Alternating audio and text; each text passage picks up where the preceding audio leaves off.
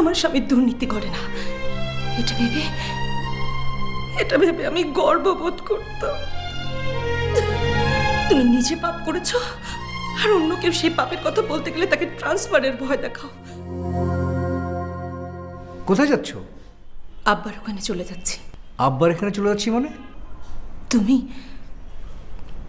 এতদিন আমাকে মিথ্যে কথা বলেছ। মিথ্যে কথা বলেছি মানে? কি বলছো তুমি? না বোঝার ভান করো না। তুমি আমাকে বলেছ তুমি ঘুষ খাও না, অথচ প্রত্যেকটা ফাইলে তোমার রেট ৩,০০০ টাকা। ছি ছি, আমি এতদিন কিসের মধ্যে ছিলাম? কত পাপের টাকা আমারই পেটে গেছে। ছি, আমার স্বামী দুর্নীতি করে না, এটা ভেবে আমি গর্ববোধ করতাম।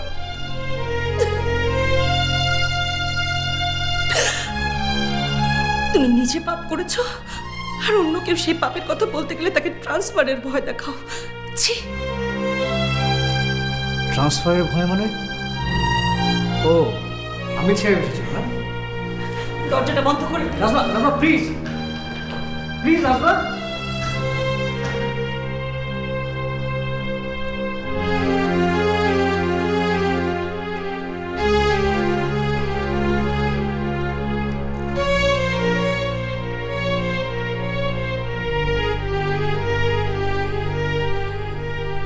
আমির সাহেব। সালে ভাই, ও সালে ভাই, একটা কথা শোনেন। ওই ডাইরেক্টর স্যারে কি করে জানেন? হ্যাঁ, রেট যে ৩,০০০ টাকা, এ যাইয়ে তার স্ত্রীরে দেয় ২,০০০ টাকা, আর ১,০০০ টাকা সরাইয়ে রাখে। আর এই সত্য কথাটা ওই ভাবিরে কইয়ে দিছি, দেখিয়া ভাবি মোরে কথা দিছে মোর ট্রান্সফারটা ফেরাই দেবে। মুই আর ভাবতে আছি এটা।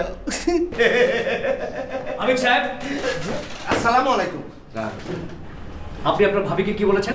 কই কিছু না তো, শুধু বলছিলাম যে আমার ট্রান্সফারটা স্টপ ইউ আর সাসপেন্ডেড। যে আমি আপনাকে সাসপেন্ড করলাম। তার আগে আমরা আপনাকে অ্যারেস্ট করছি। ইয়েস প্লিজ, আসুন আসুন, অ্যারেস্ট করুন প্লিজ। আমরা আপনাকে অ্যারেস্ট করছি। কেন? আমাকে কেন? আপনার বিরুদ্ধে অভিযোগ আছে।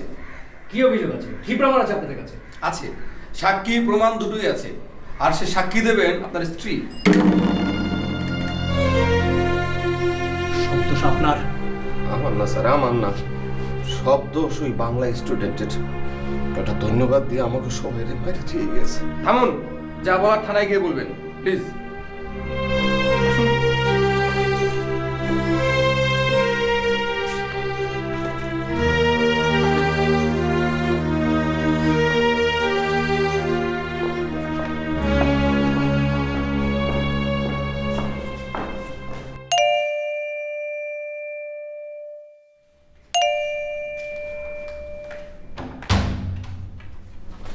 আরে খালু, আপনি?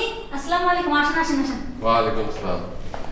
তোমার আপা বাসায় আছে? হ্যাঁ, আপনি বসুন, আমি ডেকে দিচ্ছি। আচ্ছা, ঠিক আছে, বসুন। আপা, আপা।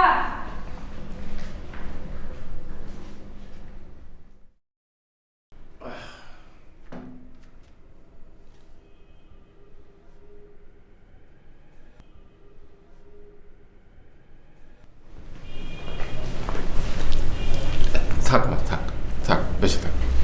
বাবা, আপনি একটু বসেন, আমি একটু আসছি। বৌমা, জি। তুমি একটু আমার কাছে বসো।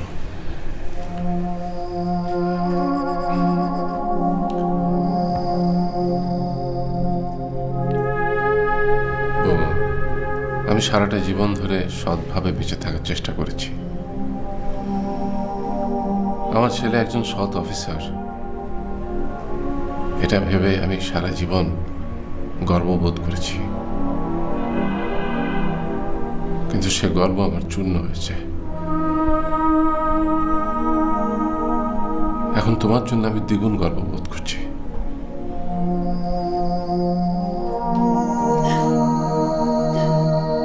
তুমি কেন না বাবা, তুমি যা করেছো ঠিক করেছো। ঘরের ভেতর থেকে যদি প্রতিবাদ না আসে তাহলে তো এই দেশটা চলবে না। তুমি ভয় পেও না, আমি আছি তোমার সঙ্গে, আমি আছি।